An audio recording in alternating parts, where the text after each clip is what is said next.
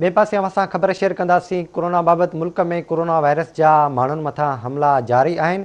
Corona virus वधीक 74 मरीज़नि जूं हयातियूं गिड़काए वियो आहे। अवां ताईं ख़बर पहुचायूं पिया। मुल्क में कोरोना वायरस जा हाञा जारी आहिनि। NCOC मूजिबि फ़ौतियुनि जो अंगु वधी 11,450 ताईं पहुतो आहे, जॾहिं त गुज़िरियल 24 कलाकनि दौरान 1563 नवां केस ज़ाहिर थिया आहिनि। अहम ख़बर अवां ताईं पहुचायूं पिया। मुल्क में कोरोना वायरस जा माण्हुनि मथां हमला जारी आहिनि। कोरोना वायरस वधीक 74 मरीज़नि जूं हयातियूं गिड़काए वियो आहे।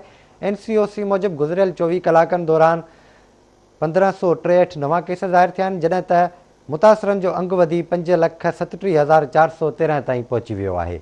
अवां ताईं ख़बर पहुचायूं पिया। मुल्क में कोरोना वायरस जा माण्हुनि मथां हमला जारी आहिनि। कोरोना वायरस वधीक 74 मरीज़नि जूं हयातियूं गिड़काए वियो आहे। NCOC मूजिबि गुज़िरियल 24 कलाकनि दौरान 1563 नवां केस ज़ाहिर थियण खां पोइ मुतासिरनि जो अंगु वधी 5,37,413 थी वियो आहे। अवां तां ख़बर पहुचायूं पिया। मुल्क में कोरोना जा माण्हुनि मथां हमला जारी आहिनि। कोरोना वायरस वधीक 74 मरीज़नि जूं हयातियूं गिड़काए वियो आहे। फ़ौतियुनि जो अंगु वधी 11,450 ताईं पहुतो आहे, जॾहिं त NCOC मूजिबि गुज़िरियल 24 कलाकनि दौरान 1563 नवां केस ज़ाहिर थियण खां पोइ मुतासिरनि जो अंगु वधी 5,37,413 ताईं पहुची वियो आहे।